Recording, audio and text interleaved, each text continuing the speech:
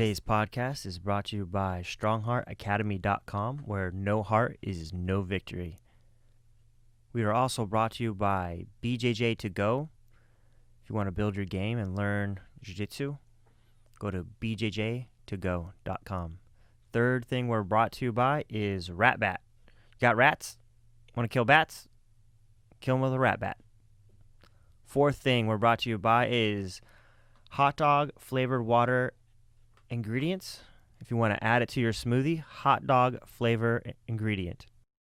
Okay, so just a real quick one.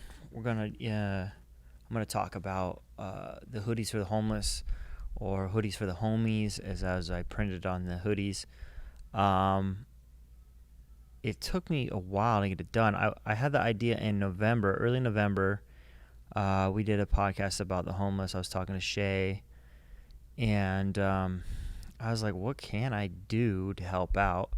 And I thought, you know what, maybe I can get some companies to put sponsors on the back of hoodies, and then we'll call it Hoodies for Homies, and then, you know, I can see how many hoodies I can give out for free. It's going to get cold. In Arizona, you know, it gets cold at night, and sometimes a hoodie is the difference between freezing to death and not. You know, they'll put layers on and stuff. So that's what I try to do.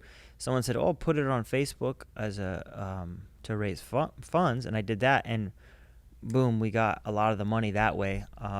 There's a couple people that did do the sponsorships that gave me $400 to put on the back, and that was Premier Pressure Washing. Adrian, he's a student of mine. He has a great company, and he does some other stuff too, not just pressure washing and window cleaning.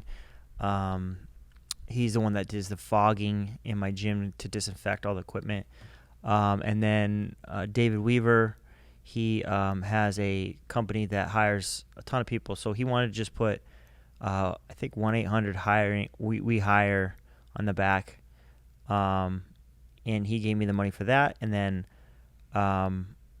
Clayton in Canada, he has a really cool tournaments. Jiu-jitsu tournaments aren't going on right now, but they will be in the future.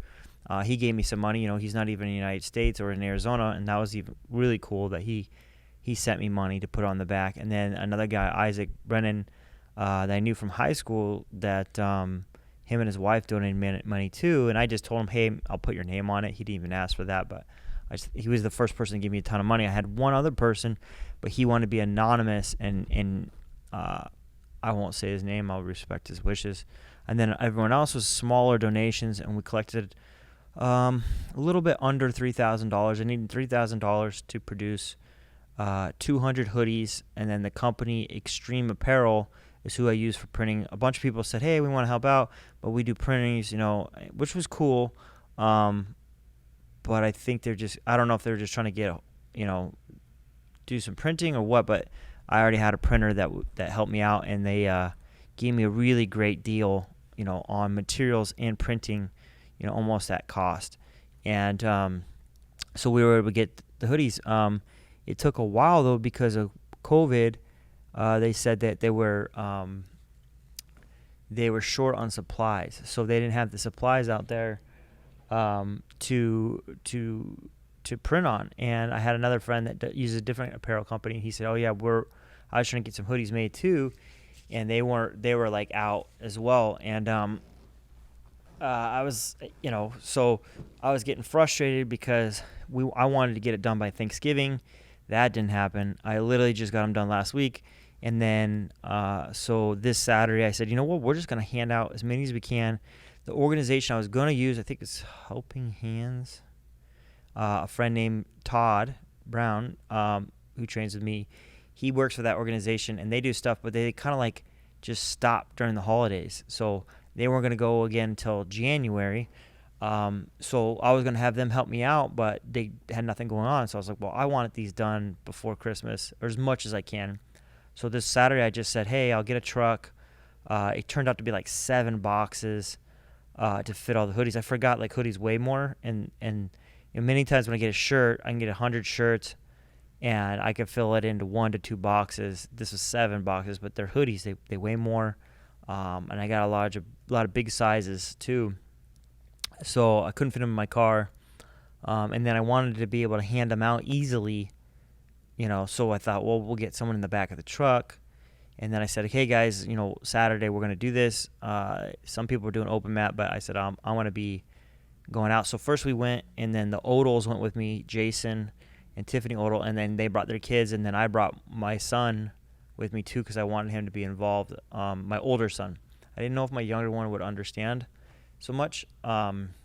So I just wanted him to understand that, not to have a blind eye at what the world is like, and that we need to help people that are unfortunate, because at any moment anyone could be there. Everyone pretends that they can't. If you have a family, most of the time your family will help you not become homeless, but a lot of these people just have no family, or their family got rid, or just like done with them. Either they drug addictions, or they just had mental illnesses that they couldn't handle, or they had family members in other states, or their family members barely have any money and they're in other states. So that's a lot of hurdles, when something really bad hits you and you could be homeless. And we're not even going into, people losing their jobs and the current economy because they shut everything down. But they have no plan for these people. The government's awesome like that. Anyway, so the Odals went with me. They took their vehicle. They had a big SUV, and I brought my truck, and then Todd went with me. First, we went to Sunny Slope. There's a food bank down there, and we literally just drove through some streets that had like encampments of all these homeless people, and we probably got rid of maybe 30, 40 hoodies there. Everyone was very thankful. And then Todd also brought some water. Todd Brown brought some water that we handed out, which was cool too. And I try to take pictures, but me and Todd were even talking about, like, I'm just wary of taking pictures of people doing charity. They probably don't want their picture taken. So the one picture I got that was like of the guy holding up a hoodie, I had his head down because I didn't want you guys to see his face. I didn't feel comfortable with that. But I didn't want you guys to know that we were doing this with the money that you guys gave us, that the money went out. Like, it's super important to me that there's transparency, because so many of these charities, even well-known charities, you will be surprised at how much is overhead, which like the CEO is like making $1 million of the charity, I don't know. Like, I guess they work hard and they deserve the money, but like, it's hard to say it's a charity when your salary is $1 million, or even $200,000 or $100,000. I get it. You run a big charity, but I don't know. That just bothers me. In my mind, I'm like, even if I do the math of this, I'm like, how many hoodies is that? How many hoodies could I give out with that? How many more people can I help with that? Versus give you the money. So to me, transparency was really important. So I wanted to take pictures and put it out there, and I want to do more of these. So that's the thing also with charity. Like, a percentage of all the charity I do myself. Some of it I don't even tell my wife. Like, my family doesn't even know. I just do things. Those are for myself and God to know about, no one else. And I think it's important, if you're going to do charity, to balance that out. So I don't do it so everyone goes, hey, look at Mike, he's doing this thing. I do that to promote it so more people are willing to help me, so we can do more charity. Because without advertising what you do, people don't know what it's going to, and rightly so. They don't just hand you money for something, or their time as well. So that's why we did it this way. And but like, even Todd was saying, like, man, I just don't feel great about pictures and stuff. So I took a lot of pictures of him, of course, but so I'll put some of the pictures up to show you guys it. And so then we went downtown from Sunny Slope, and we went to right down by St. Vincent Paul, I think it's called, down there. We used to do bag lunches. Me and Pat used to do bag lunches down there, and in the Odals too. And that was like a lot of tents, and I took a lot of pictures, and there's some crazies down there. There's a dude that my son called Mr. Rainbow Man, because his hair was dyed rainbow colors, but he was just talking gibberish, and he's waving his arms around. He's walking down the middle of the road, just going, rah, rah, rah, just screaming, making nonsense, and he started spitting, puh, puh, puh, and he was projectile spitting. And I told Todd, I'm like, look, dude, I'm not getting spit on for this, so let's move it on. Let's move the truck. And he was in the back of the truck handing out them. Once we got through that area, we went to like the next little encampment area, and then they started just swarming the truck, and he started to get a little nervous. But I had the truck running, and I didn't want anyone to jump in the truck and just literally steal my truck. Or it's not my truck. I was borrowing a truck, my dad's truck. So then, they were just some people were just taking hoodies, but that was fine. I they're living on the streets, even if they sold a hoodie, whatever, I don't care. Maybe it'd help them out, get a meal. Most of the people were really cool and super thankful, and but you really, honestly, when you do charity, it's important that you learn to not care if people are thankful.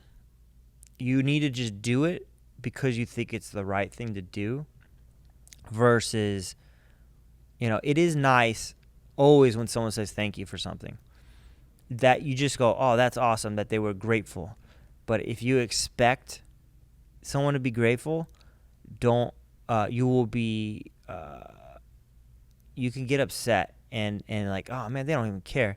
And I've been down that road many, many times with not just charity with random people, but charity with people that I do know. And you go, oh, are they taking advantage and all this stuff? When this type of situation, when people are just living on the streets, just be thankful to yourself that you're not in their position. That's the way I look at it. And I just want to help people out. And if they're thankful or not, that's on them. If they're taking advantage or not, that's on them. That's between them and God. And, I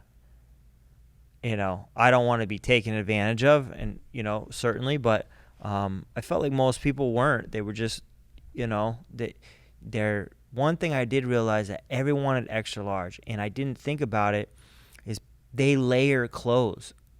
So when I wear a hoodie, I generally have a shirt, maybe long sleeve shirt underneath, and a hoodie.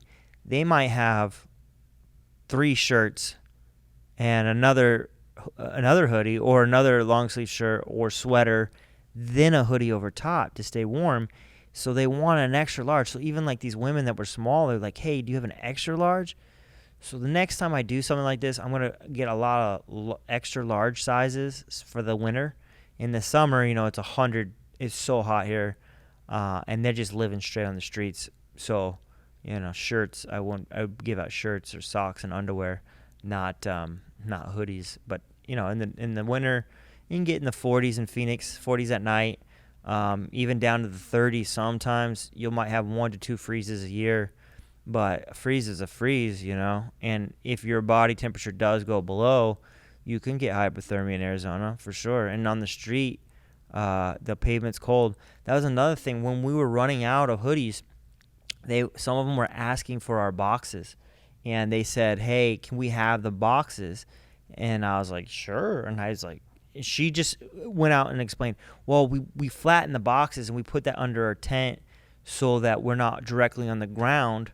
And that's something, if you've ever been camping before, you want to put a tarp down or something between you and the ground so the body heat doesn't get sucked to the ground. It'll suck your body heat out. The ground will. So, and the moisture, it's a moisture barrier from the ground and you. So, they're not going to REI and buying these tarps and all these things. So boxes work great. And that was also good to understand, like, look, they need just boxes are important to them, and these encampments were crazy. I mean, it reminds me of a third world country, but we're in America, and we're literally the wealthiest nation that ever existed in human history, and yet we still have this type of poverty. And conservatives and liberals and everyone wants to argue about it, but so much arguing and doing like nothing about it. And do we want these encampments? Is that good? That doesn't seem good, and I don't know, so much to me is public health issue, with addiction and mental health issues. And then with the pandemic, it's exacerbating these things, and people are losing jobs too.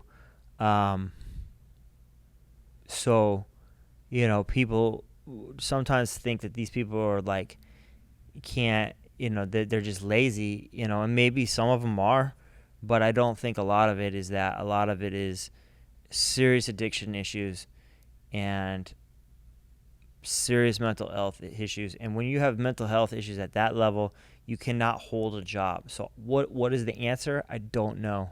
I'd rather say I don't know and pretend. I was telling Shay that one time on the podcast that I thought microloans they do in like third world countries would help. Like I remember when I was young, and there's a couple times where like my car broke down and I had to borrow money from my parents, but they always made me pay back money. So it wasn't like free money. They didn't give interest on the money, but it was like, you got to pay back this money.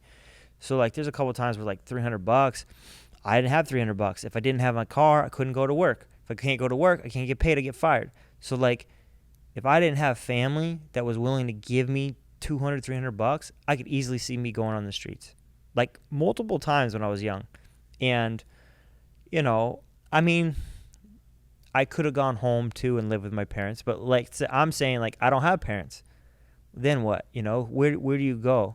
And a lot of times it's just straight on the streets, and then you run into getting jobs when you can't take a shower, you can't clean up yourself, you can't shave, there's no deodorant, you're not even brushing your teeth. Like the issues compound on themselves. So, I thought that would be one way to take care of some of it. Banks don't give a crap, so they're not going to give out loans because a lot of these loans are not ever going to get paid back, even though they get free money from the government, which is also our tax money, from the feds. So, or Treasury. I don't know. I don't have the answer to that, but it was good. It felt good giving out hoodies, and I think people were thankful, and it was a simple thing that we could have done, and I'm very thankful for everyone that helped out. I got some mediums left. I'm going to work on giving those to people in my school to hand out to people that they think that they see maybe around their neighborhoods, to give them to homeless people in their neighborhood. The thing is right now, like, there's homeless people everywhere. Like, they're everywhere. Maybe parts of Scottsdale, they shoo them out or whatever. But, like, even in the North Phoenix where I live, there's a nicer area, but, like, they'll still live, like, in the canals and stuff. And I got some desert areas that live out there. And the cops don't go out in the desert and go kick them out of the desert. They're just living out there. So they're around. Some people like to pretend they don't exist, but they do, and it's growing. So, again, does this change someone's life? Maybe if they're going to freeze to death, but maybe not. But, if you can even temporarily take someone's pain away, even though the pain might come back later, I still feel like it's a good thing. You've done something well. And if someone were to take my pain away, even for a day, I would be thankful for that, even though I know the pain is going to come back or whatever it is. And that's kind of how I felt about the hoodie thing. I was happy that we pulled it off. I was worried it was taking forever to get the hoodies in. And I did want to keep it simple, we didn't take money for anything like these organizations do. They have a CEO, a CFO, they have marketing. It was like, how many people do you really need to run this thing? I don't understand. I just did this by myself, with, I guess, a few people volunteered, but most of it was just me on my off time putting everything together, calling people, making emails. Like, it's a couple hours of the work. It's not that hard, I don't know. That's how I am with those type of things with the charity thing. It's kind of weird to me with these organizations. But I'm happy it happened. There was some other weird stuff that happened down. We saw a lady with no pants on, or she had a muumuu on, and I stopped at the stop sign, and she bent over in front of the car, and to pick something up. She just acted like it was whatever. She had no underwear.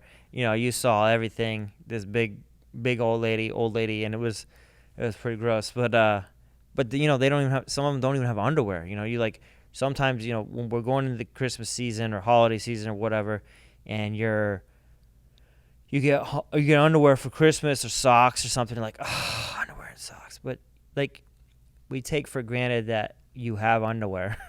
This lady, she didn't have underwear, and it was kind of funny. This old lady's got showing her stuff everywhere, and not a care in the world because that she has bigger priorities like survival versus underwear. You know, and I'm thankful that I'm not in survival mode right now. You know, but as a small business, I've taken giant hits.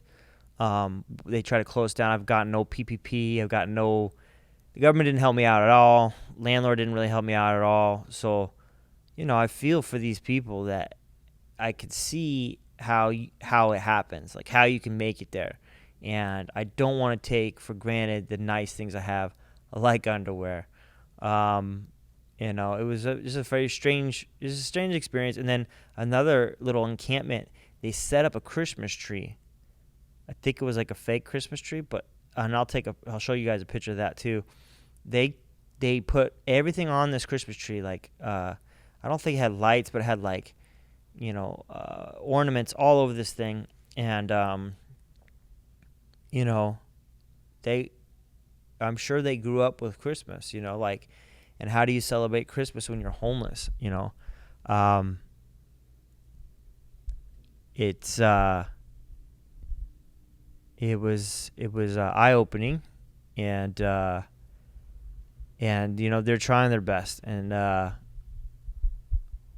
hopefully we can do more for them in the future, and hopefully the government.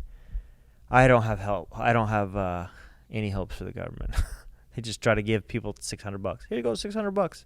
Like 700 billion goes to like giant corporations that are not hurting.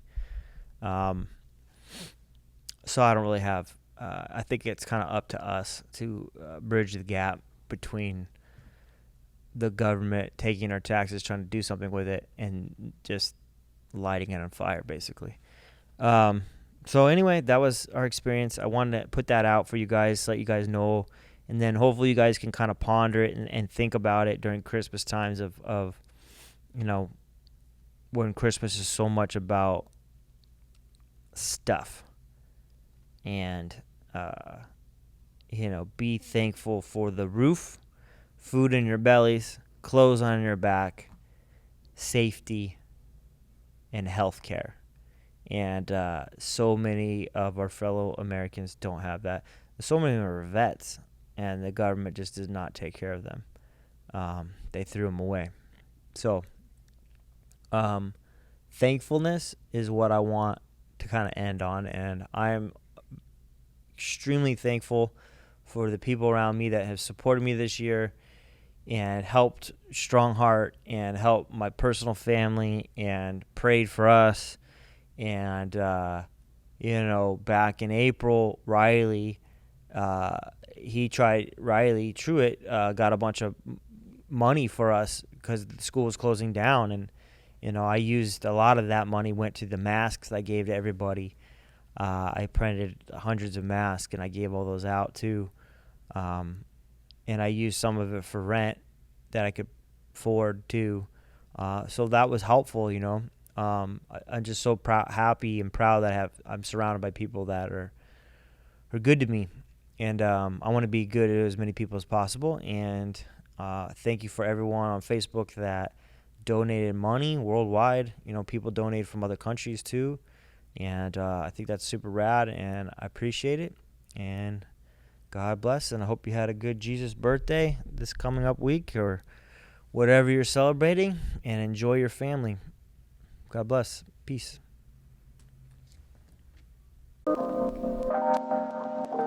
Let me talk for just a second, help me feel that sense of rhythm. Find the meanings in our bearings and discover this position as a stage along the way. Another rung to the ladder, either stalling or you're climbing, and I'd rather beat the ladder. Instead of getting fatter, let the footsteps resume naturally.